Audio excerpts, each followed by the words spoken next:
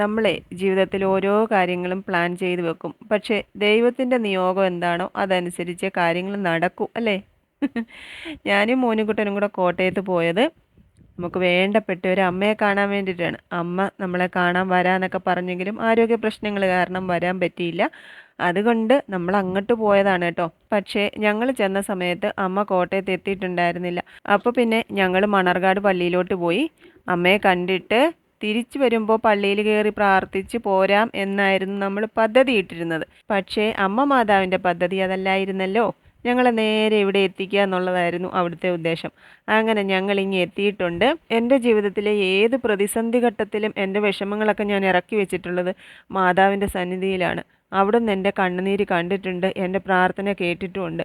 പക്ഷേ ഇത്തവണ എനിക്ക് 8 ദിവസത്തെ നോമ്പെടുക്കാനുള്ള ബുദ്ധിമുട്ട് കൊണ്ട് ഞാൻ എടുത്തിട്ടുണ്ടായിരുന്നില്ല. എങ്കിലും മനസ്സറിയുന്ന, വേദനകൾ അറിയുന്ന, കണ്ണുനീര് തുടയ്ക്കാൻ കഴിവുള്ള പരിശുദ്ധ അമ്മ ഞങ്ങളെ ഒരു നിയോഗം പോലെ ഇവിടെ എത്തിച്ചു.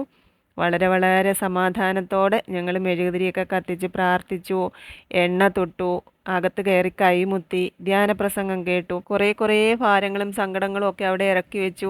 അതുകൊണ്ട് അവിടുത്തെ അന്തരീക്ഷം പോലും ഭയങ്കര ആശ്വാസമായിട്ട് തോന്നി. അവിടുന്ന് ഇറങ്ങി കോട്ടയത്ത് സ്റ്റാൻഡിൽ വന്ന് ഒരു ഓട്ടോ ഒക്കെ വിളിച്ച് അമ്മയുടെ അടുത്ത് വന്നു. അമ്മയുടെ കൂടെ ഇരുന്ന് ഫുഡൊക്കെ കഴിച്ച് വിശേഷങ്ങളൊക്കെ പറഞ്ഞ് നമ്മൾ അവിടുന്ന് ഇറങ്ങി ചങ്ങനാശ്ശേരി തിരുവല്ല വഴി പത്തനംതിട്ടയിലെത്തി.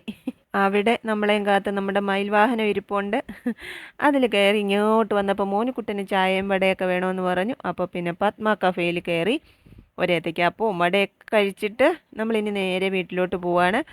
എന്നെ ഒരിക്കലും ഉപേക്ഷിച്ച് കളയാൻ പരിശുദ്ധ അമ്മയുടെ ശക്തിക്ക് കഴിയില്ല എന്നുള്ളത് വീണ്ടും ബോധ്യപ്പെടുത്തി തന്ന ഒരു ദിവസമായിരുന്നു ഇത്.